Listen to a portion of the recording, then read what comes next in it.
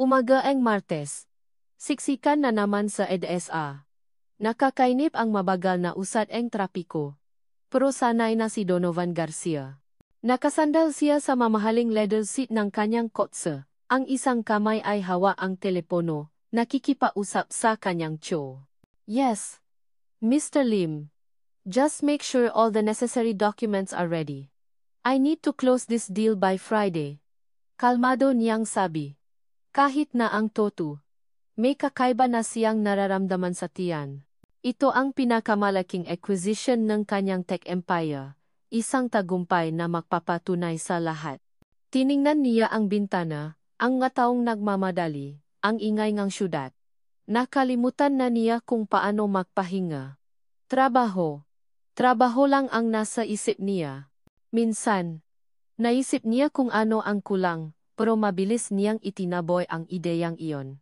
Mayroon siya ang lahat, pera, kapangyarihan, posisyon. Bigla, may umalingaw na tinik mula sa labas. Hindi ito ang karaniwang ingay ng busina o vendo. Malambing, may emosyon. Parang kanta. Napalingon si Donovan. Isang luma at punong-puno na jeepney ang tumabi sa kanila. Sa likod, nakaupo ang dalawang bata. Isang lalaki at isang babae, parehong bata pa, siguro mapitong taong gulang. May hawa silang lumang gitara, at ang boses nila, makasama, ay punong-punong ng lambing. Kung mawawala ka sa mundong ito, nahinto si Donovan. Parang tumigil ang oras. Ang kantang iyon. Kilala niya ang kantang iyon.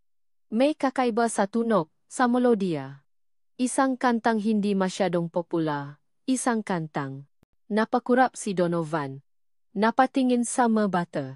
Ang mamata ng batang lalaki. Ang ngiting ng batang babae. May bumalik sa kanyang alaala. Isang muha. Isang ngiti.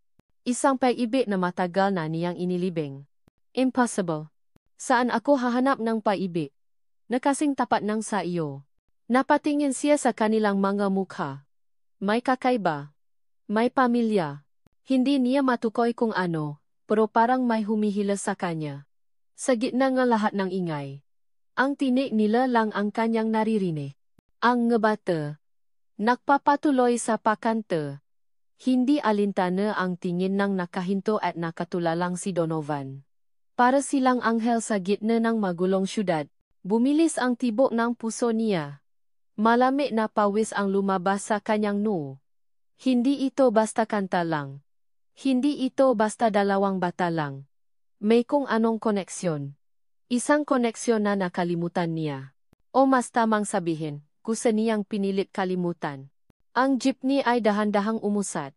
Nagsimulang humabol ang kotse ni Donovan, kahit hindi niya alam kung bakit. Kinailangan niyang sundan. Kailangan niyang malaman. Sir, malapit na po tayo sa meeting, sabi ang driver. Susundan natin yang jeepney, utos ni Donovan, ang boses ay seryoso at may bigat. Ngayon na. Ngunit sa gitna ng siksikan, ang jeepney ay mabilis na lumiko sa isang eskinita, nawala sa paningin. Nakpumilit ang driver ni Donovan, sinubukang sundan, pero huli na. Ang kalsada ay muli na namang napuno ng ibang sasakyan. Napahawa si Donovan sa kanyang dibdib, parang may kung anong kumirot doon. Isang bakas ang nakaraan, isang alaala na pinilit niyang tabunan ang trabaho at tagumpay, ay biglang lumitaw sa pinakamaliit na tinik. Ang tinik ng dalawang bata. At ang kanta. Ang kanta nila. Kung mawawala ka. Sino sila? Bakit nila kinakanta ang kantang iyon? At bakit ang nga mukha nila? Napakuyom si Donovan. Hindi ito basta kanta lang. Hindi ito basta kanta na sumajilang sa kanyang isip. Ang kantang iyon isang lihim na awit na minsan ay ibinahagi niya sa isang tao lang. Isang kanta na kinanta niya sa isang babae na iniwan niya. 8 taon na ang nakakaraan. Sa Ilocos, ang jeepney ay nawala na. Pero ang tanong, nakabitin sa hangin, kasama ng pagdududa at isang pahiwati ng paasa. Sino kayo? Mabata. At bakit ganito ang pakiramdam ko? Ang kanyang mundo, na akala niya ay ayos, ay biglang nabalutan ng malaking katanungan na nangangailangan ng sagot. Kailangan niyang malaman. Hindi na nakapag-focus si Donovan sa meeting. Ang bawat salitang kanyang kliyente ay nagiging bulong lang sa tenga niya, natatabunan ng mga tinik ng dalawang bata at ng kantang hindi niya maalis sa isip. Hindi niya maintindihan kung bakit ganon na lang ang epekto sa kanya ng simpleng insidenteng iyon. Mr. Garcia, are you with us? Tanong ng CEO ng kabilang kumpanya. Napakurap si Donovan. My apologies, matigas niyang sagot. Just a minor distraction. Let's proceed. Pero ang toto, hindi ito minor. Buong pakataw niya ang natataboy ng katanungan. Pagkatapos ng meeting, imbas na bumalik sa opisina para sa sunod niyang appointment, direkta siyang nagmaneho pauwi. Pagdating sa kanyang penthouse, binuksan niya ang kanyang laptop. Hindi para sa trabaho, kundi para mahanap. Mr. Lim, tawag niya sa kanyang COO. I need you to find something for me. Discreetly. Anything, sir. Sagot ni Mr. Lim. A jeepney. Lumang model. Probably kulay dilaw o berde. Sa EDSA. Kaninang umaga. May dalawang batang kumakanta. I need to know where they came from. Lahat ng impormasyon, kahit gaano kalit. Is there a problem, sir? Tanong ni Mr. Lim, halata ang pagtataka. Hindi kailanman naaksaya ng oras si Donovan sa mga ganitong bagay. Just find them, Mr. Lim. As soon as possible. And make it confidential. Nang makababa sa telepono, napasandal si Donovan sa kanyang upuan. Pumikit siya, at unti-unting bumalik ang mga alaala. 8 taon na ang nakakaraan. Ilochos. Ang simoy ng hangin sa dagat, ang init ng araw sa balat. Siya at si Aramay. Simpleng buhay. Magkapangarap na walang katapusan. Nakaupo sila sa buhangin, pinakmamasdan ang paglubog ng araw. Si Aramay, may hawak na gitara, at ang boses niya, kasing ganda ng tanawin. Donovan, sabi niya. Ito ang kantang para sayo. Tayo lang ang makakaalam. At kinanta niya ang kanta. Ang kantang iyon. Ang kantang narinig niya kanina. Siya lang at si Aramay ang nakakalam nito. Isang kanta na parang sumpang ang pag-ibig na iniwan niya. Inihati niya si Aramay sa bahay nito kinagabihan. Pangako, Aramay, babalik ako. Ikaw lang. Tayo lang. Pero hindi siya bumalik. Hindi siya nakabalik. O pinigilan siyang bumalik. Ang huling usapan nila, bago siya bumalik sa Maynila. Isang tawa na puno ng pait. Donovan, bakit? Akala ko ba? Mahal mo ako. Ang tinik ni Aramay, punong-puno ng pakaduro. At ang kanyang sagot, puno ng pakalito at takot. Takot sa kanyang ina, takot sa responsibilidad. Takot sa kahirapan na iwan niya ang kanyang magandang kinabukasan sa Maynila. Iniwan niya si Aramay. Iniwan niya ang lahat. Bumalik sa Maynila. Itinuan ang sarili sa kanyang karya. Sa kanyang imperyo. Pinilit niyang kalimutan ang Ilocos. Pinilit niyang kalimutan si Aramay. Pinilit niyang kalimutan ang lahat ng sakit. Pero paano kung ang sakit ay naiwan ng bakas? Magabakas na ngayon ay may mukha at tinig. Donovan. Napamulat si Donovan. Nakatayo sa pintuan si Vivian Valderrama, ang kanyang kasintahan. Matikas, maganda, at mayayaman. Ang perfect match, ayon sa lipunan at sa kanyang ina. Kanina ka pa diyan. Akala ko nasa opisina ka pa, sabi ni Vivian, lumapit at hinalikan siya sa pisngi. May problema ba? Napansin ko, absent-minded ka kanina sa meeting. Wala. Just stress, sagot ni Donovan, pilit na ngumiti. Hindi niya masabi kay Vivian. Hindi niya kayang sabihin ang anumang tungkol dito. Ang isang ito ay isang bahagi ng kanyang buhay na pinili niyang itago. Stress? O may iba kang iniisip? Mapansin si Vivian. Donovan, malapit na ang kasal natin. Huwag mong sabihing may ibang gumugulo sa isip mo. Hindi ko yan matatanggap. Ang tinig ni Vivian, puno ang babala. May pag-ari. Tumingin si Donovan sa kanya. Isang magandang babae. Oh, pero ang puso niya, ngayon, ay mas nangingibabaw ang paghahanap sa isang bagay na nawala. Isang bagay na posibleng bumalik sa kanyang buhay sa anyong ng dalawang batang may tinik ng hell. Wala, Vivian, sagot niya, huwag kang mag-alala. Pero alam niyang nagsisinungaling siya. At kinamumuhian niya ang kanyang sarili sa paggawa nito. Sa loob-loob niya, isang pangako ang nabuo. Ano man ang mangyari, hahanapin niya ang nga batang iyon. At ang ina nila. Hindi siya susuko. Hindi na ulit. 4 na araw. 4 na araw na sinubukang hanapin ni Donovan and Jeepney at ang mga bata. 4 na araw na naghintay siya sa bawat tawa ni Mr. Lim. At sa wakas, dumating ang sagot. Sir, mayroon na po tayong lead, sabi ni Mr. Lim sa telepono, ang tinik ay bahagyang naalangan. Nakita sila na bumababa sa isang jeepney stop malapit sa Sing-along bar sa Tondo. Nanlaki ang mga mata ni Donovan. Sing-along bar. Hindi iyon ang lugar na karaniwan niyang pinupuntahan.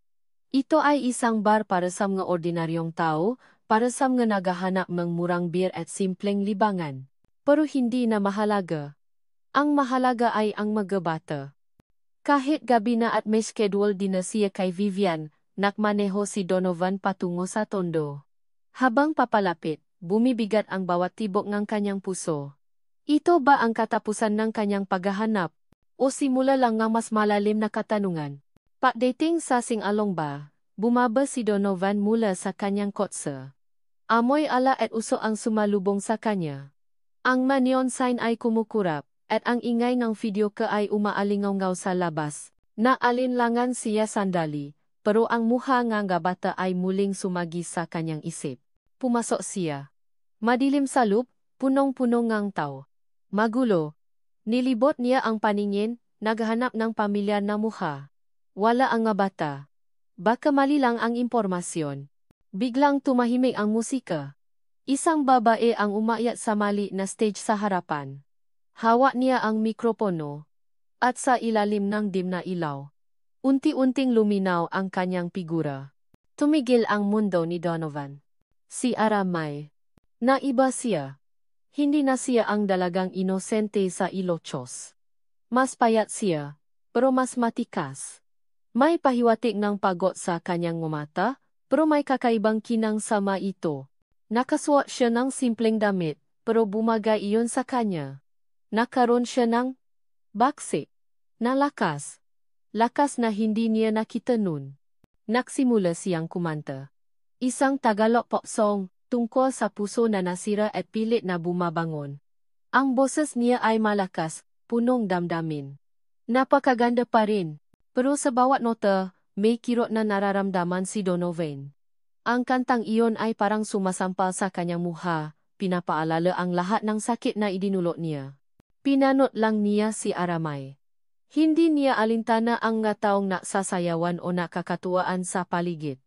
Ang tingin niya ay nakapako lang sa babaeng minsan niyang minahal, at iniwan. Nagtatago ba siya? Bakit sa ganitong lugar? Nang matapos ang kanta, nakpalakpakan ang mga tao. Ngumiti si Aramay, isang ngiti na may bahid ng kalungkutan. Bumaba siya on stage. Naglakat si Donovan. Bawat hakbang ay mabigat. Nangingini ang kanyang kamay. Hindi niya alam kung ano ang sasabihin. Paano ka magsisimula ng pag-usap sa taong iniwan mo nang walang pasabi? Aramay, bulong niya. Napalingon si Aramay. Unti-anting nawala ang ngiti sa kanyang labi. Ang mamata niya, na minsan ay puno ng pagmamahal para sa kanya, ay napuno ng gulat, pagkabigla, at galit. Donovan? Ang tinik niya, halos hindi marinig. Anong ginagawa mo rito? Ikaw ang hinahanap ko, sagot ni Donovan, ang puso ay kumakabo. At may gusto akong itanong sayo. Ang nga bata, yung nga kumakanta sa jeepney. Hindi siya pinatapos ni Aramay. Wala kang kinalaman doon, matigas niyang sabi, tumalikod at akmang alis. Umalis ka na. Wala tayong pag-usapan. Hinawakan ni Donovan ang braso niya. Sandali, Aramay. Please. Hindi ako alis hanggat hindi ka nagsasalita sa akin. Sila ba ang mga anak ko? Ang tanong ay lumabas sa kanyang bibig, puno ng takot at pag-asa. Biglang nanlamig si Aramay. Ang galit sa kanyang nga mata ay unti-unting napalitan ng sakit. Pilit niyang inalis ang kamay ni Donovan. Hindi ka na bahagi ng buhay ko, Donovan, mahina niyang sabi, at ang bawat salita ay may dalang pait. Umalis ka. Hindi ka na namin kailangan. Tinalikuran niya si Donovan. Naglakad palayo patungo sa likod ng bar, nawala sa madilim na pasilyo. Naiwan si Donovan nakatayo sa gitna ng ingay at musika. Parang isang estatwa. Ang kanyang puso ay nadurog. Siya nga, si Aramay, at ang dalawang batang iyon. Napayukayo si Donovan. Ramdam ang bigat ng nakaraan. Alam niya na hindi na siya pwedeng umalis. Hindi na siya pwedeng tumalikod ulit. Walang gustong umuwi si Donovan noong gabing iyon. Ang bawat hakbang niya palayo sa bar ay mabigat, pero ang bawat hakbang ay puno ng isang desisyon. Hindi na siya alis. Hindi na siya tatakbo. Hindi na siya magiging duwa. Ginawa niya ang lahat para mahanap si Aramay, at ngayon na natakpuan na niya ito, hindi niya hahayaang takasan pa siya ng katotohanan. Kinabukasan, imbes na umuwi sa kanyang penthouse, nakpahati si Donovan sa isang kalapit na hotel. Mula doon, nagabang siya. Nagabang siya sa buhay ni Aramay. Sa buhay nga magabatang pinaniniwalaan niyang kanyang nga anak. Nanonood lang si Donovan. Nakatago siya sa loob ng kanyang kotse, nakamasik mula sa malayo. Nakita niya kung paano naghahanda si Aramay para sa araw. Nakita niya kung paano niya inihatid ang mga bata sa isang pampublikong paaralan. Nakita niya ang pagod sa mga mata ni Aramay habang nakikipausap sa isang tindera sa palengke. Ang puso ni Donovan ay parang dinudurog. Kung sana ay bumalik siya. Kung sana ay hindi siya naging duwag. Kung sana ay hindi niya pinakinggan ang kanyang ina. Hindi sana nararanasan ni Aramay ang lahat ng hirap na ito. Isang babaeng, sa kanyang mga kamay, ay dapat nabibigyan ng magandang buhay. Naisip niya ang sarili. Ang kanyang buhay ay puno ng luho. Ang kanyang nga kotse. Ang kanyang nga bahay. Ang kanyang kumpanya. At dito, si Aramay, ang dating niya, ang inang ang kanyang nga anak, ay nakakandara pa para lang mabuhay. Ang galit sa kanyang sarili ay halos ikamatay niya. Nang inihatid ni Aramay ang mga bata sa parke pagkatapos ng klase, naglakad si Donovan patungo sa kanila, pilit na pinapanatiling kalmado ang kanyang mga hakbang. Nakaroon siyang pagkakataon. Hello, mga bata, bati niya, pilit na ngumiti. Ang mga bata, Danny at Ella, ay nakatingin sa kanya ng may paalinlangan. Kuya, sino po kayo? Tanong ni Danny, ang batang lalaki. Kaibigan ako nga mama niyo, sagot ni Donovan, isang malaking kasinungalingan. Nakita ko kayong kumakanta sa jeepney. Ang gagaling niyo. Biglang lumiwanag ang mga mukha ng bata. Salamat po, masayang sabi ni Ella. Habang nakikipausap sa mga bata, pilit na inalis ni Donovan ang kanyang paalinlangan. Kinuha niya ang kanyang cellphone at napanggap na tumatawag. Sa kalagitnaan ng usapan, sinabi niyang may kailangan siyang kunin sa kotse. Bago siya umalis, nagbigay siya sa mga bata ng isang maliit na candy na nakabalot. Kainin niyo yan, Sina. Huwag kayong mag-alala. Paborito ko rin yan nung bata ako. Sabi niya. Pagkatapos kumain, napasalamat ang mga bata. Nakuha ni Donovan ang kailangan niya. Isang maliit na bagay na nakdadala ng malaking katotohanan. Lumipas ang 2 araw na puno ng pagkabahala. Nagawa ni Donovan na ipadala ang masempeles sa isang trusted clinic. Hindi niya masabi kay Vivian ang tungkol dito, at lalo na sa kanyang ina. Si Vivian ay nagiging mas madalas na tumatawag, na parang may nararamdaman siyang kakaiba sa kanyang nga kilos. Pero hindi niya inalintana. Ang tanging mahalaga sa kanya ay ang sagot. Isang hapon, sa kalagitnaan ng isang meeting, tumunog ang kanyang telepono, isang unknown number. Sinagot niya. Mr. Donovan Garcia. We have the results for your paternity test. Biglang tumigil ang lahat. Pinutol niya ang usapan sa meeting at lumabas. Yes? Confirmed po. You are the biological father of both subjects. Bumaksa ang telepono ni Donovan sa sahig. Ang kanyang mundo ay gumuho. Parang may bumalitat sa kanyang tiyan. Ang lahat ng kanyang takot, ng kanyang pagdududa, ay naging isang matigas na katotohanan. Tatay siya. May mag-aanak siya. May pamilya siya. Ang pakiramdam na iyon ay hindi kaligayahan. Hindi. Ito ay pagsisisi. Ito ay galit. Galit sa kanyang sarili. Galit sa mundo. Paano niya haharapin ang nga bata? Paano niya haharapin si Aramay? Nang gabing iyon, bumalik si Donovan sa sing-along bar. Hindi na siya naktago. Hindi na siya naalinlangan. Kailangan niyang harapin si Aramay. Nakita niya si Aramay na naglalagay ng gabaso sa likod ng bar. Lumapit siya. Aramay, kailangan nating mag-usap. Sabi niya. Ang boses ay matigas at puno ng damdamin. Napalingon si Aramay. Ang galit sa kanyang mamata ay nanatili. Wala tayong dapat pausapan, sabi niya. Umalis ka na. Baka may makakita pa sa'yo na kasama ako. Sila ba ang mga anak ko? Tanong ni Donovan. Direktor. Nakpa-DNA test ako. At ngayon, may resulta na ako. Natigilan si Aramay. Ang kanyang kamay ay nangingini. Nanlaki ang kanyang mata. Ano? Anong pinagsasabi mo? Alam ko na, sabi ni Donovan, ang boses ay puno ng pihati. Alam ko na ang totoo. Sabihin mo sa akin. Sila ba ang maanak ko? Aramay. Ang maanak natin. Tumingin si Aramay sa kanyang nga mata, ang nga luha ay nagsimulang tumulo sa kanyang pisngi. Napayukayo siya. Ang kanyang hininga ay huminto. Oh, Donovan.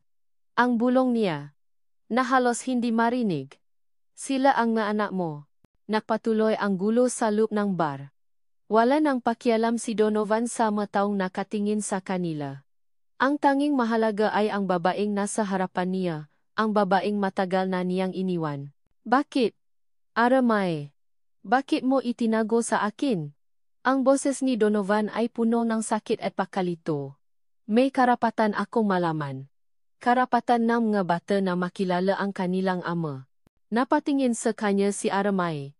Ang nga luha ay patuloy na umagos sa kanyang pisngi. Karapatan. Donovan. Nasaan ka nung nga panahon na naghihirap ako? Nung nadadalang tao ako, at walang-wala ako? Nasaan ka nung panahong hinahanap ko ang isang ama para sa mga anak ko? Sinubukan kong bumalik. Sinubukan ko, Aramay. Hindi ka bumalik. Sigaw ni Aramay. Ang boses ay puno ng pait. Pinaniwalaan kong mahal mo ako. Akala ko, babalik ka. Akala ko, tutuparin mo ang pangako mo. Umiling si Donovan. Ano ang sinabi ni mama ko sa'yo? Nag-aalangan si Aramay, pero sa wakas, bumulong siya. Sinabi niya, na may kasintahan ka na. Na ikakasal ka na. Na hindi ako bagay sa mundo mo. At, na umalis na lang ako. Namilo ang mata ni Donovan sa pakabigla. Ang galit ay biglang sumiklap sa kanyang dibdib. Hindi sa kanya, kundi sa kanyang ina.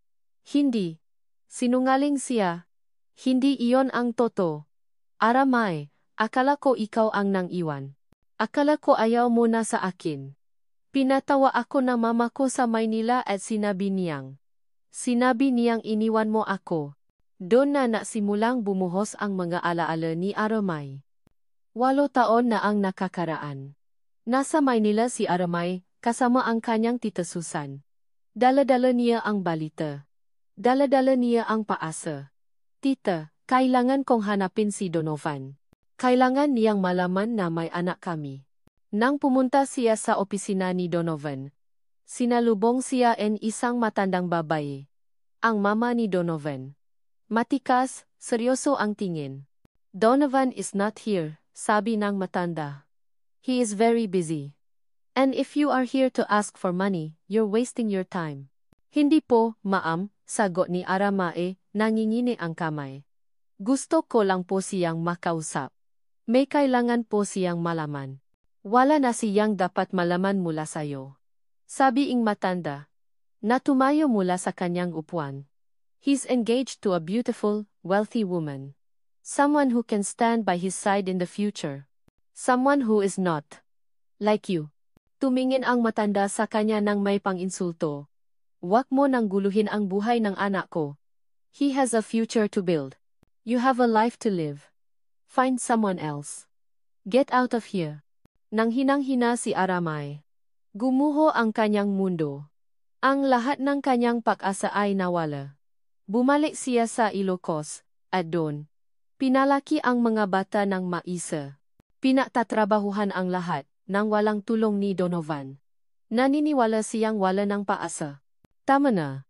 Narinig ni Donovan ang sigaw ni Aramae. At bumalik siya sa kasalukuyan. Ang kanyang galit ay nag-umapaw. Hindi niya maintindihan kung bakit nagawa ng kanyang ina ang lahat ng iyon. Kaya ka pala umalis, sabi ni Donovan, ang boses ay puno ng pihati. Kaya pala. Akala ko ikaw ang nang iwan. At ang buong akala ko, na move on ka na. Mag-move on? Donovan, paano ako mag-move on kung araw-araw, nakikita ko ang mga anak mo na nagtatanong kung nasaan ang tatay nila? Paano? Umalis na muna tayo dito, sabi ni Donovan. Kailangan nating mag-usap. Ngunit hindi sila umalis. Hindi sila nakatakas. Biglang may pamilya na tinik ang narinig nila. Well. Look what we have here. Si Vivian Valderrama. Nakatayo siya sa entrance ng bar, nakangiti, pero ang kanyang nga mata ay parang dalawang talim. Nakasuot siya ng isang mamahaling cocktail dress. Nakakabigla sa loob ng simpleng bar na iyon. Ang kanyang presensya ay parang yelo. Biglang lumamig ang paligid. Donovan, akala ko ba may dinner tayo? Sabi mo may emergency. Emergency ba to? A date with a singer? Sabi ni Vivian.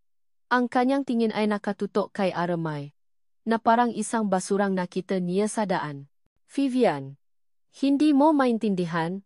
Sabi ni Donovan. Humakbang sa harap ni Aramae para protektahan siya. Oh, I think I do. Sabi ni Vivian. Lumapit. At hinarap si Aramae. So, you're the one. Ang babaeng naging dahilan kung bakit nagiba ang isip ni Donovan. Ang babaeng sinubukan niyang kalimutan. At ngayon, mukhang bumalik ka para sirain ang lahat. Wala kang karapatang maksalita sa kanya ng ganyan, Vivian, sabi ni Donovan. Umalis na tayo. Pero hindi umalis si Vivian. Lumapit siya kay Aramae. At tinitigan ito ng diretso. Mag-ingat ka. Baka akala mo, matatapos ang kwento mo sa paghahanap sa kanya. Hindi. Ang kwento ko ay nagsisimula pa lang. Hinala ni Donovan ang kamay ni Aramae at dinala siya palabas. Hindi na niya kayang makinig. Pero bago sila tuluyang makaalis, narinig nila ang huling salita ni Vivian. Good luck, Aramae. Marami na ang nang-agaw sa akin, pero walang nakakaalam ng lahat ng plano ko.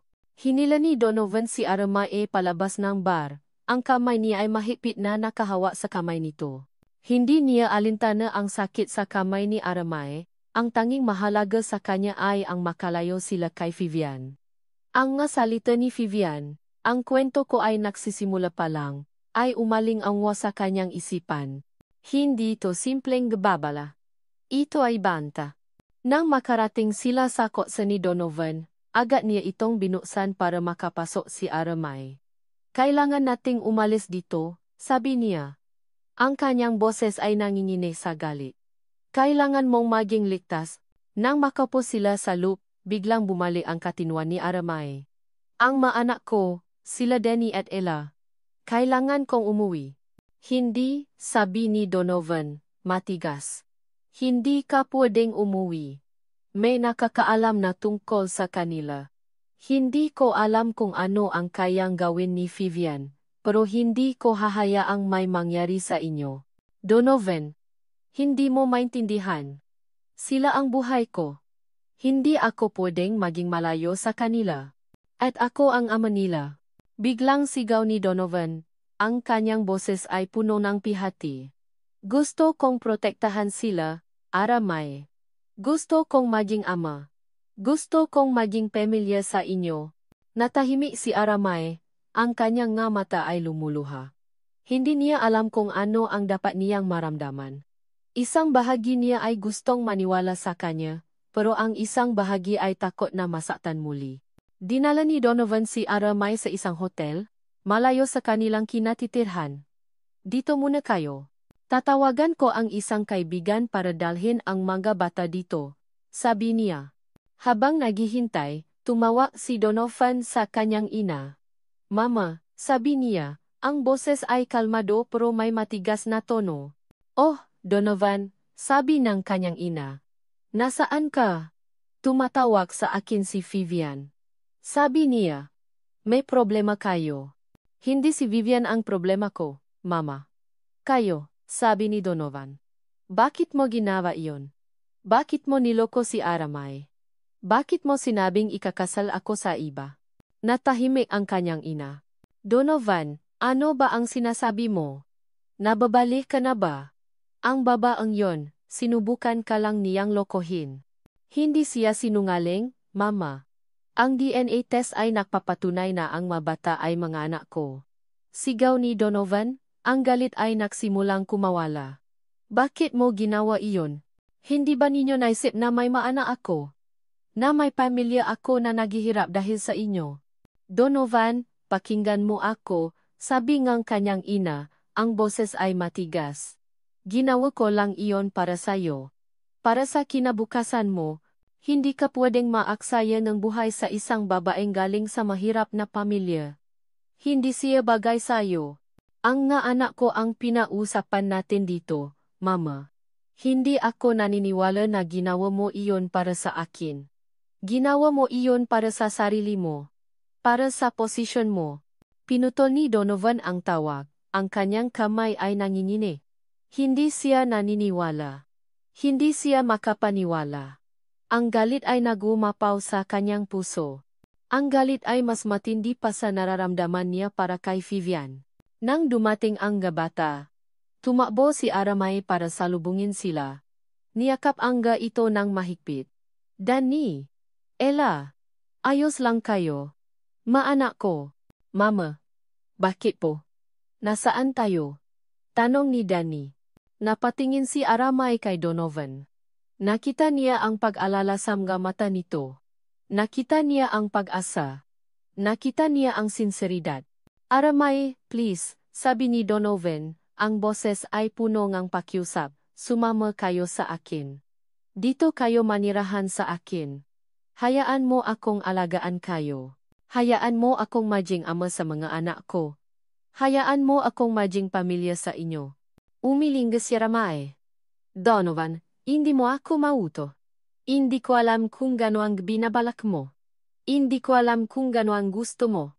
Hindi kita inuuto, Aramay, sabi ni Donovan, ang boses ay mahina.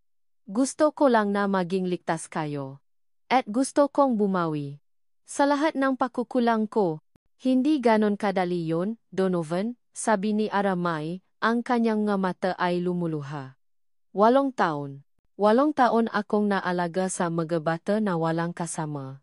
8 taon akong nahirap. Tapos, ngayon, bigla ka na lang darating at sasabihin mo yan. Nangini ang kamay ni Aramay. Hindi niya alam kung ano ang dapat gawin. Ang kanyang isipan ay naglalaban. Sumama kay Donovan, makakakuha siya ng seguridad para sa mga anak niya. Pero, sa kabilang banda, ano ang mangyayari sa puso niya? Mapapatawad niya ba ang ginawa ni Donovan? Tumingin si Aramay sa mga anak niyang natutulog, payapa sa kanilang tabi. Naisip niya ang lahat ng hirap na pinagdaanan niya para lang mabuhay sila. Naisip niya ang lahat ng sakit na nararanasan niya ngayon. Naisip niya ang banta ni Vivian. Dapat ba siyang maktiwala muli sa taong minsan nang sumira sa kanyang buhay? Hindi alam ni Aramay kung ano ang natula sa kanya para tanggapin ang alok ni Donovan. Isang bahagi niya ang takot na muli siyang masaktan. Isang bahagi niya ang takot na mawala ang mga anak niya. Pero ang huling banta ni Vivian ay mas malakas pa sa kanyang takot. Ang seguridad na may bibigay ni Donovan sa kanyang nga anak ang naging pinakamahalagang bagay para sa kanya. At sa huli, iyon ang nakpanalo? Nakaupo siya sa baksit ng mamahaling kotse ni Donovan, sa pagitan ni Danny at Ella. Nakatingin siya sa bintana, hindi makapaniwala. Hindi ito ang buhay na pinangarap niya. Hindi ito ang buhay na pinahirapan niya. Ito ang buhay na pinangarap ni Donovan, at pinili niyang takasan. Ngayon, bumalik siya, pero hindi bilang asawa, kundi bilang isang babae na naghahanap ng kaligtasan. Nang makarating sila sa penthouse ni Donovan, nagulat ang mga bata. Wow! Mama! Ang laki! Para tayong nasa pelikula. Bulalas ni Ella. Mas malaki pa sa playground. Sabi ni Danny. Nakangiti si Donovan sa kanila, pero si Aramay ay nanatiling tahimik. Hindi niya maalis ang pakiramdam na isa lang siyang panauhin dito. Hindi siya nabibilang sa mundong ito. Ang lahat ay bago, maganda, at malinis. Iba sa buhay na kinagisnan niya. Sa unang gabi, nag-alok si Donovan na basahan ang nga bata bago matulog. Nag-alangan si Aramay, pero sa huli ay pumaya siya. Nakaupo siya sa isang sulok, pinapanot ang ama na nagbabasa ng kwento sa mga anak niya. Ang tingin niya ay nakapako kay Donovan, nakikita niya ang pag-alaga sa kanyang mga mata. Sa unang pagkakataon, nakita niya si Donovan na hindi isang businessman, hindi isang CEO, kundi isang ama. Ang mabata, hindi na alinlangan na yakapin ang kanilang ama. Sa loob ng ilang oras, ang paaalinlangan nila ay napalitan ng pagmamahal. Si Danny ay nakahawa sa braso ni Donovan, habang si Ella ay nakasandal sa kanyang balikat. Ang nga bata, na matagal nang naghahanap ng ama, ay sa wakas ay natappuan na ito. At si Aramay, ang puso niya ay parang hinihiwa. Masaya siya para sa mga anak niya, pero ang sakit ng nakaraan ay bumalik. Ang magabing na isa siyang napapalaki sa mga anak niya. Ang magagabing umiyak siya dahil wala siyang kasama. Ang magagabing walang-wala siya. Ang lahat ay bumalik. Parang isang masamang panaginip. Aramay, sabi ni Donovan, nang matapos na siyang makbasa, at ang mabata ay nakatulog na. Kain na tayo. Pinahanda ko na ang hapunan. Salamat, sabi ni Aramay. Ang boses ay mahina. Pero wala akong gana. Aramay, alam kong mahirap. Alam kong galit ka pa rin sa akin. Pero gusto ko lang malaman mo. Gagawin ko ang lahat para sa inyo. Para sa mga bata. Para sa'yo. Napatingin si Aramay sa kanya. Ang kanyang nga mata ay puno ng sincerity. Hindi niya alam kung paniniwalaan niya ito. Ang lahat ay tila masyadong maganda para maging totoo. Ang isang bahagi niya ay gustong maniwala. Ang isang bahagi niya ay takot. Takot na baka sa isang iglap, mawala na naman ang lahat. Donovan, hindi mo kailangang gawin to. Hindi mo kailangang bumawi. Hayaan mo na lang kaming mag-isa. Hindi ko na kaya iyon. Aramay. Sabi ni Donovan. Ang boses ay puno ng pihati. Hindi ko na kaya na malayo sa mga anak ko. Hayaan mo lang akong alagaan kayo. Sa wakas, pumaya si Aramay na kumain. Habang kumakain, ang pag-usap nila ay awkward. Ang matingin nila ay naiwasan. Hindi na sila ang dating Donovan at Aramay. Nagiba na ang lahat. At sa gitna ng lahat ng ito, may isang banta na nakabitin sa hangin. Nang matapos silang kumain, naglaro si Donovan sa mga bata sa sala. Tumatawa ang mga bata, at sa unang pagkakataon, nakita ni Aramay ang kaligayahan sa mga mata ng mga ito. Nakita niya ang isang pamilya na nag-uumpisa pa lang. Sa gitna ng pag-asa, biglang tumunog ang telepono ni Donovan. Kinuha niya ito, at nakita ang pangalan sa screen. Vivian Valderrama. Hindi na sinagot ni Donovan ang tawa ni Vivian. Hindi niya napinansin ang mga text message at emails nito. Ang tanging mahalaga sa kanya ay ang pamilya na nasa ilalim ng kanyang bubong. Ngunit ang pagiging abala niya sa pamilya ay naging isang oportunidad para kay Vivian. Sa sumunod na mga araw, nagsimula ang nga problema sa opisina. Isang malaking deal na matagal na nilang pinausapan ay biglang umatras. May mga leak information sa kanyang kumpanya na lumabas sa media na nagdulot ng pagbaba sa presyo ng stock. Ang bawat problema ay tila may connection sa iba. Mr. Lim, ano ang nangyayari? Saan nanggagaling ang lahat ng ito? Tanong ni Donovan, ang kanyang boses ay puno ng frustration. Hindi ko po alam, sir, sagot ni Mr. Lim. Lahat po and security protocols natin ay nasunod. Pero parang may nakakapasok sa loop. Nakduda si Donovan. Hindi ito random. Parang may isang tao na gustong sirain ang kanyang kumpanya. At ang pangalan na iyon, Vivian Valderrama, ay biglang pumasok sa kanyang isipan. Ang masalita nito. Ang kwento ko ay nagsisimula pa lang, ay umalingaw-ngaw sa kanyang tenga. Kinailangan niyang maging alerto, pero sa tuwing nakikita niya si Aramay at ang gabata, nakpapahinga ang isipan niya. Si Aramay, kahit paano, ay nagsimulang maging comfortable sa bahay, kahit na nananatili pa rin ang distansya niya kay Donovan. Ang mabata, lalo na, ay nagbibigay ng bagong lakas sa kanya. Daddy, tingnan mo.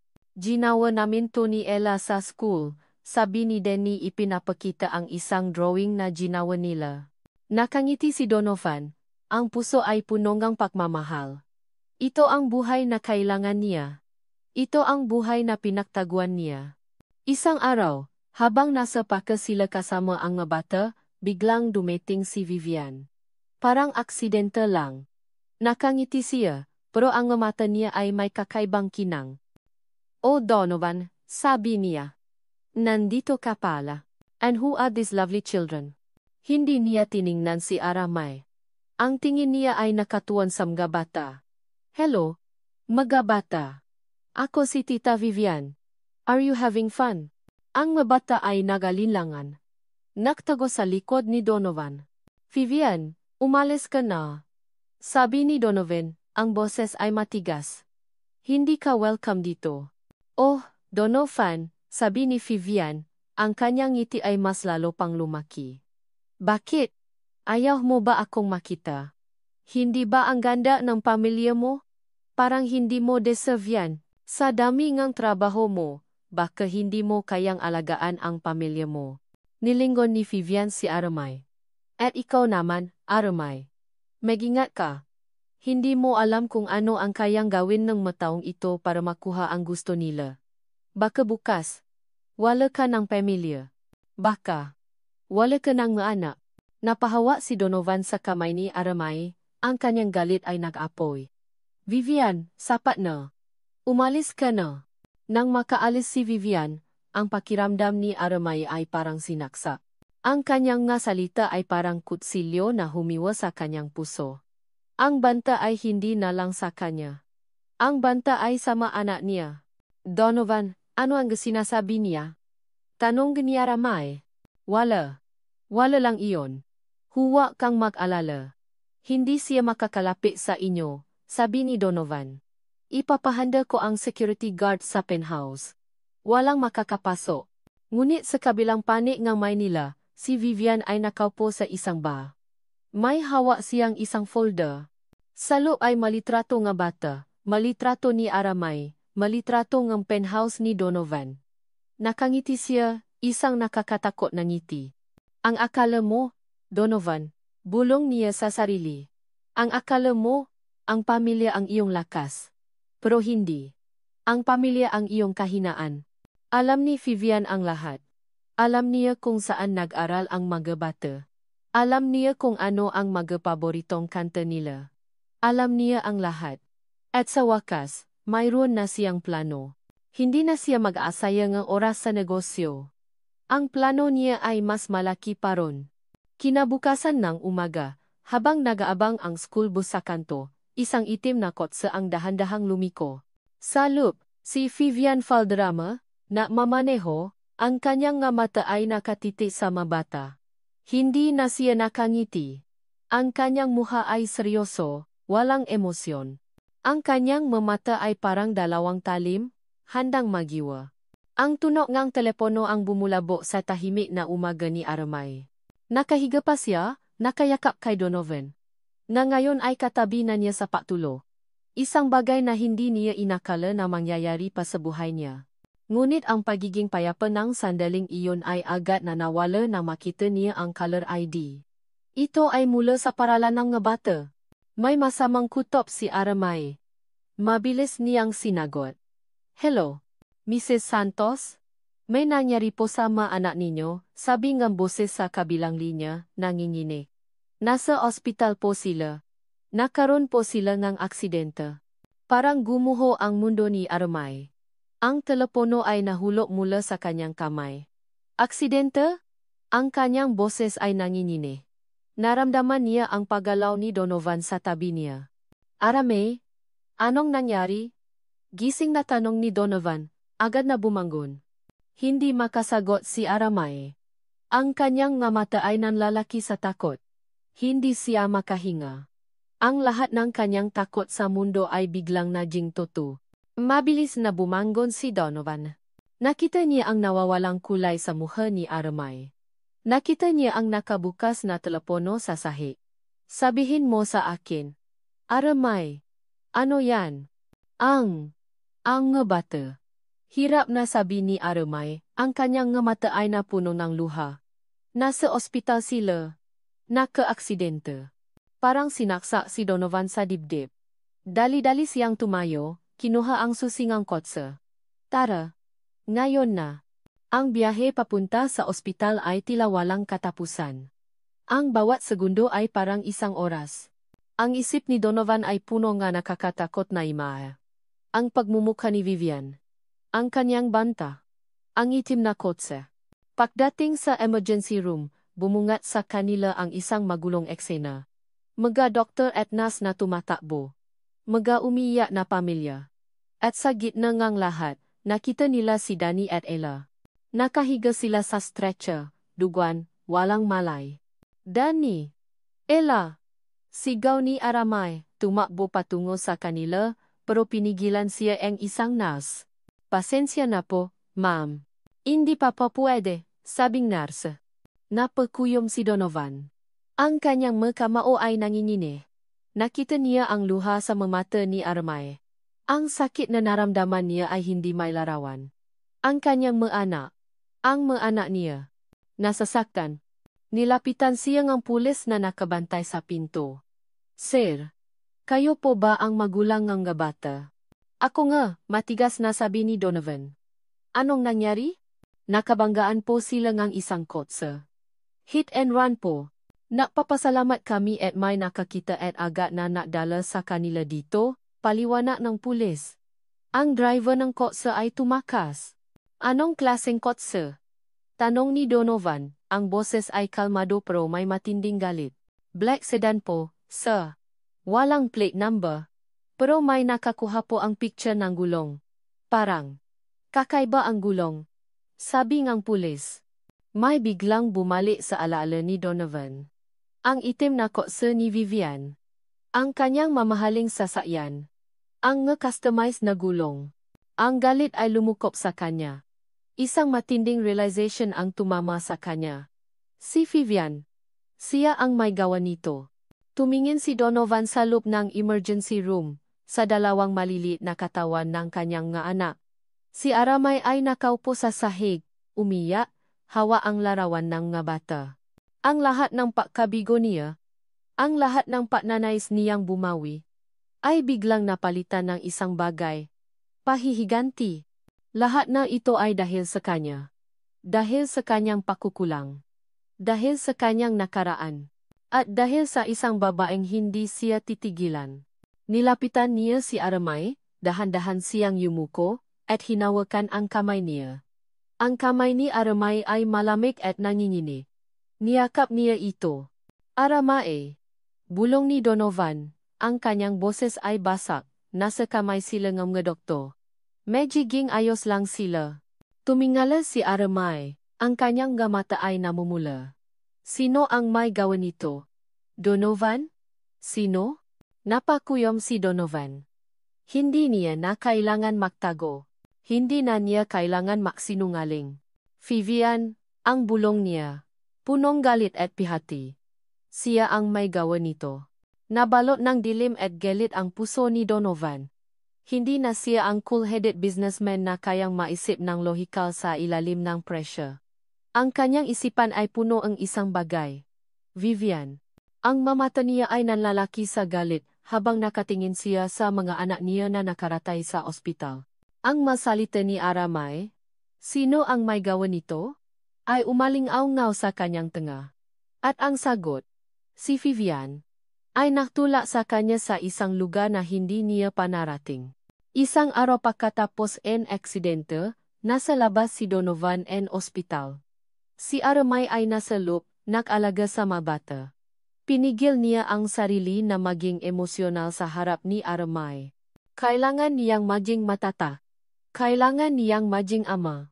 Pero sa loob niya, isang apoy ang nag-aalap.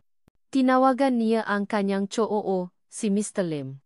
Mr. Lim, sabi niya, ang boses ay kalmado pero may matigas na tono. Kailangan kong hanapin ang lahat ng impormasyon tungkol kay Vivian Valderrama. Lahat ng koneksyon niya sa ating kumpanya. Lahat ng kanyang transaction, lahat ng kanyang investments. Lahat. Pati na rin ang kanyang personal na buhay. Sir, may problema po ba? Mayroon, sabi ni Donovan. At kailangan kong tapusin ito. Ngayon na. Sa loob ng ilang oras, ang nga files ay dumating sa telepono ni Donovan. Nakita niya ang lahat. Ang nga emails, ang nga text messages. Ang nga tawag, ang nga transaksyon sa bangko, lahat. Ang galit ni Donovan ay lalo pang lumaki. Hindi lang pala ang pamilya niya, ang sinira ni Vivian, pati na rin ang kumpanya niya. Kinabukasan, isang press conference ang inihanda ni Donovan sa kanyang opisina. Dinala niya ang lahat ng ebidensya. Ang nga litrato ng aksidente. Ang gulong ng kotse. Ang mga ebidensya sa kanyang kumpanya. Handa na siya. Nang dumating si Vivian, nakangiti pa siya. Donovan, anong nangyayari? Akala ko ba may problema ka?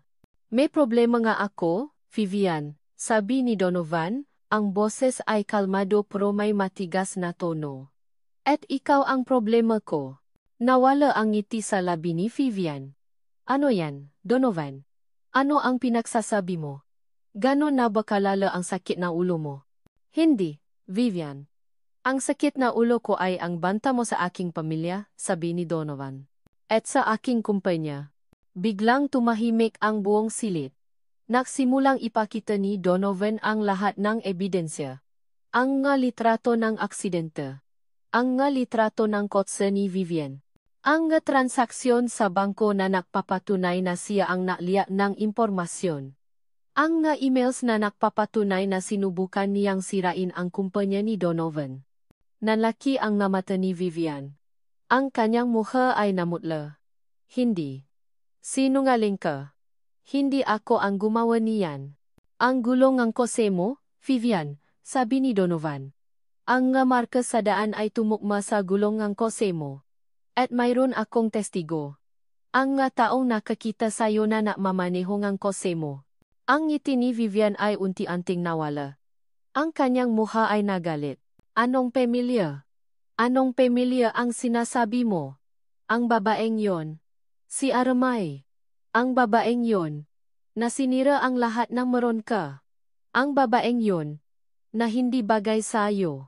Hindi siya ang sumira ng buhay ko. Vivian? Sabi ni Donovan. Ang boses ay puno ng pihati. Kundi ikaw. At ang mama ko. Dun, biglang tumahimik si Vivian. Ang kanyang mata ay nanlaki. Paano mo nalaman? Narinig ko, sabi ni Donovan. Ang lahat ng pinag-usapan ninyo. Ang lahat ng plano ninyo. Ang lahat ng panloloko ninyo. Ang lahat ng kasinungalingan. Alam ko na ang totoo. Sa wakas, gumuho ang maskara ni Vivian. Ang kanyang mukha ay punong galit at pihati. Oh, ako. Ako ang gumawa niyan. Dapat lang yan sayo. Donovan. Dahil iniwan mo ako para sa isang babaeng hindi ka mahal. Iniwan mo ako para sa isang babaeng hindi bagay sa iyo. At ngayon, sisiguraduhin kong wala ka na matitira. Hindi siya pinatapos ni Donovan. Ang nga pulis ay pumasok sa silid. Vivian Valderrama, you are under arrest. Sabi ng pulis. Hindi. Bitiwan niyo ako. Hindi niyo ako puwedeng arestuhin. Ako si Vivian Valderrama. Sigaw ni Vivian. Nagsimulang mag-resist. Donovan. Donovan. Babalik ako. Babawi ako. Nang makalabas si Vivian, ang tingin niya ay nakatutok kay Donovan, na ngayon ay nasa gilid ng sili. Ang kanyang mukha ay puno ng galit at pihati. Hindi pa tapos ang laban natin. Donovan. Hindi pa. Iniwan si Donovan, nag-isa sa gitna ng silid, ang kanyang puso ay puno ng sakit. Ang lahat ng kanyang galit ay naglaho. Ang tanging natitira ay ang sakit. Ang sakit na naramdaman niya sa mamata ng kanyang mga anak. Ang sakit na naramdaman niya sa mga salita ni Vivian. Ang sakit na naramdaman niya sa pagtataksil ng kanyang ina. Isang linggo na ang nakalipas mula nang maaresto si Vivian. Ang kaos ay napalitan ng katahimikan sa ospital. Ang maugong nga medical instrument at ang mahinang hininga ng mata ang tanging tuno na naririnig sa silid. Si Danny at Ella, na ngayon ay nasa recovery room na, ay unti-unting gumagaling. Ang mga maliliit na sugat nila ay naghihilom na, ngunit ang mga emosyonal na sugat ni Aramay at Donovan ay nananatiling bukas. Nakaupo si Aramay sa tabing ng kama ni Ella, hawa ang kamay nito. Hindi niya iniwan ang nga anak niya. Natutulog siya sa isang silya, at ang kanyang nga mata ay laging nakabukas. Hindi na siya umiya. Ang kanyang nga mata ay nanatiling blanko, parang isang robot. Ang kanyang isipan ay puno ng katanungan, kung hindi dahil sa kanya. Kung hindi dahil sa kanyang pagiging mahina. Kung hindi dahil sa kasinungalingan ng ina ni Donovan. Kung hindi dahil sa kasinungalingan ni Donovan. Mangyayari kaya ang lahat ng ito. Aramay, sabi ni Donovan, na pumasok sa silid. May dala siyang pakain. Kain ka na muna. Umiling si Aramay. Wala akong gana. Aramay, kailangan mong kumain. Sabi ni Donovan. Ang boses ay puno ng pakiusap. Kailangan mong maging malakas para sa kanila. Kinuha ni Aramay ang tray, pero hindi siya kumain. Nakatingin lang siya sa mga anak niya. Ang kanyang puso ay puno ng sakit. Nakita niya ang paalaga ni Donovan sa mga bata. Araw-araw, sinasamahan niya sila sa pag-alaga. Binabasa niya sila ang kwento, pinapakain sila, at pinapatawa sila. Sa bawat sandali, nakikita niya ang isang ama na nagsisisi. Nakikita niya ang isang ama na handang gawin ang lahat para sa mga anak niya. Isang hapon, habang natutulo ang mga bata, naglakad si Donovan sa labas. Nakita siya ni Aramay. Sumunod siya. Nakita niya si Donovan na nakaupo sa isang silya sa labas, tumatawa sa kanyang ina. Mama, sabi ni Donovan, ang boses ay puno ng pihati. Kailangan nating mag-usap. Narinig ni Aramay ang usapan. Ang boses ni Donovan ay kalmado, pero ang kanyang masalita ay puno ng sakit. Hindi ko na kayo mama. Ang lahat ng ito ay dahil sa inyo. Hindi ninyo kailangan mag-ingat. Ang mga anak ko ay nasa ospital. At lahat ng ito ay dahil sa inyo. Natahimik ang kanyang ina. Donovan, pasensya na. Wala akong alam na mangyayari ang lahat ng ito. Wala kang alam, mama. Hindi mo ba alam na may nasira sa amin? Hindi mo ba alam na may mga bata akong iniwan? Hindi mo ba alam na ang ginawa ninyo ay sumira sa buhay namin? Pinutol ni Donovan ang tawag.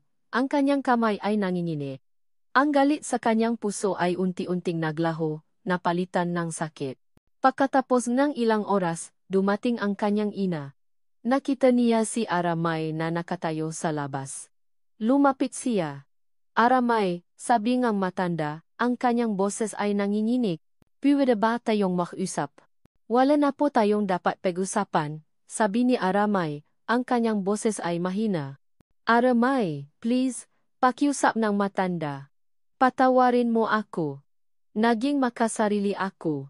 Naging matigas ang puso ko. At ngayon, ako ang nagsisisi. Patawarin mo ako, dahil sa akin, naghihirap ka at ang mga bata. Umiyak ang matanda. Ito ang unang beses na nakita ni Aramay na umiyak ang ina ni Donovan. Ang kanyang galit ay unti-unting naglaho. Napalitan ng awa. Niyakap niya ang matanda. Okay lang po, tita. Naintindihan ko. Patawad. Sa wakas, pagkatapos ng ilang linggo, ang mga bata ay nakauwi na. Sila ay malusog na muli. Ang ngiti sa kanilang nga labi ay bumalik na. Ang penthouse ay puno ng saya at tawanan. Sa unang pagkataon, ang pamilya ni Donovan ay buo. Isang gabi, habang nag-iisa si Aramay sa kanilang teras, nilapitan siya ni Donovan. Aramay, gusto kong magpasalamat. Bakit? Dahil binigyan mo ako ng pagkakataon. Dahil binigyan mo ako ng pagkakataon na maging ama. At dahil sa'yo, ang nga anak ko ay nabubuhay. Napatingin si Aramay sa kanya. Ang kanyang nga mata ay punong kapagmamahal. Donovan, hindi mo kailangan magpasalamat. Ang lahat ng ito ay dapat nating gawin. Para sa mga anak natin. Ngumiti si Donovan, at ang kanyang nga mata ay lumuluha. Lumuhod siya sa harapan ni Aramay. Hindi siya humingi ng kasal. Humingi siya ng isang bagay na mas mahalaga. Aramay, bigyan mo akong pagkakataong maging tunay na ama at asawa sa inyo. Ang araw ay sumisikat sa malawak na bintana ng simbahan. Nagbibigay liwanag sa mukha ni Aramay. Nakasuot siya ng isang simpleng puting bestida, hindi bongga, ngunit sapat para ipakita ang kanyang natural na kagandahan. Sa tabi niya, si Donovan, nakangiti, ang kanyang nga mata ay puno ng pagmamahal. Ito ang araw na hindi niya inakala na darating pa sa kanilang buhay. Wala nang malalaking press conference. Walang magarbo na pagdiriwang. Isang simple at pribadong seremonya lang sa isang maliit na simbahan, kasama ang mga pinakamalapit sa kanila. Si Aling Susan, ang tiyahin ni Aramay, ay umiyak sa likuran, habang ang mama ni Donovan ay nakaupo sa tabi nito, may pahiwatig ngiti sa kanyang labi. Ang masugat ay hindi pa tuluyang naghihilom, ngunit ang pagpapatawad at pagtanggap ay nagsisimula na. Donovan Garcia, tinatanggap mo ba si Aramay Santos bilang iyong legal na asawa, upang mahalin at alagaan sa hirap at ginhawa, sa karamdaman at kalusugan, hanggang sa kamatayan ang siyang maghihiwalay sa inyo? Tanong ng pari. Tumingin si Donovan kay Aramay. Ang kanyang nga mata ay lumuluha. Opo, Father. Buong puso ko po siyang tinatanggap. At ikaw naman, Aramay Santos, tinatanggap mo ba si Donovan Garcia bilang iyong legal na asawa? Upang mahalin at alagaan sa hirap at ginhawa, sa karamdaman at kalusugan, hanggang sa kamatayan ang siyang maghihiwalay sa inyo? Napatingin si Aramay kay Donovan, pagkatapos ay sa dalawang bata na nakatayo sa tabi nila, sina Denny at Ella.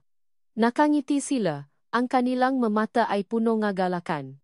Ito ang kanilang pamilya. Ang pamilya na pinahirapan niya. Ang pamilya na ipinaglaban niya. Opo, Father, ang buong puso niyang sagot. Tinatanggap ko po. Nang maghalikan sila, ang lahat ay nakpalakpakan. Ang mabata ay tumakbo at niyakap sila. Ang kanilang ngiti ay kasing liwanag ng araw. Isang pamilya. Buo na ang pamilya. Pagkatapos ng seremonya, nakaroon sila ang isang maliit na salu-salo sa hardin ng penthouse ni Donovan. Punong-punong ng tawanan at kwentuhan. Ang nga bata ay malayang naglalaro, ang kanilang ngiti ay bumalik na ng tuluyan. Ang nakaraan ay hindi nawala. Ngunit hindi na nito kinokontrol ang kanilang kasalukuyan. Mama, sabi ni Ella, lumapit kay Aramay, may dalang bulaklak. Ang ganda niyo po. Niyakap ni Aramay ang anak niya. Salamat, anak ko. Dahil sa inyo, nagawa ko ang lahat. Niyakap din siya ni Danny. Daddy, ayos na po ba tayo? Buo na po ba tayo? Niyakap ni Donovan ang dalawang bata, ang kanyang nga mata ay lumuluha. Opo. Anak. Buo na tayo. Ngayon, at magpakailanman. Ito ang bagong simula. Ang nga lumang sugat ay unti-unting naghihilom.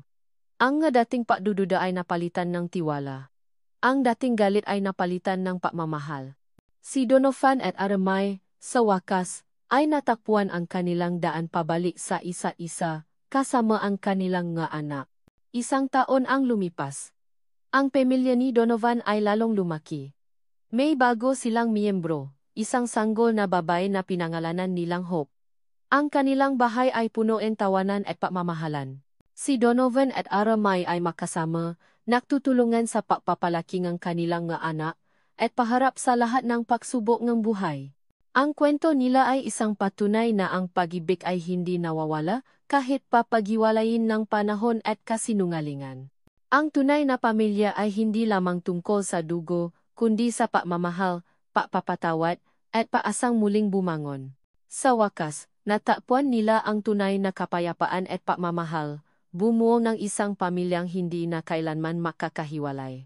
Ang mamunting tinik na nagsimulang lahat ay ngayon ay mga tinik ng pag-asa, pagmamahal, at walang hanggang kaligayahan. At dito nagtatapos ang kwento ni na Donovan at Aramay. Maraming salamat sa paglalakbay na ito kasama namin.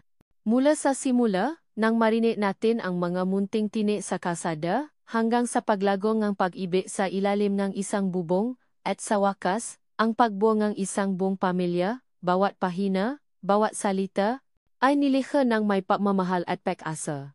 Hindi naging madali ang paglikha ng mundong ito. Maraming luha, tawanan, at pag-alinlangan sa proseso. Ngunit ang pagnanais na ibahagi ang mensahe ng pangalawang pagkakataon, ng pagpapatawad na nakpapalaya, at ng pag-ibig na nakpapanatili. Ang nagtulak sa akin na tapusin ang bawat kabanata. Ito ay isang kwento hindi lang tungkol sa paghahanap na wawalang pag-ibig, kundi tungkol din sa pagtuklas sa kapangyarihan ng pagpapakumbaba at sa kagandahan ng pagilom. Umaasa ako na sa bawat pagsubok na pinagdaanan ni na Donovan at Aramay, mayroong bahagi sa inyo ang nakakita ng sarili nilang pag-asa. Ang inyong pagtangkilik at ang inyong oras ay higit pa sa salamat. Huwag po kayong maatubiling ibahagi ang inyong masalobin at damdamin tungkol sa kwentong ito. Hindi binasa ang sulat ko.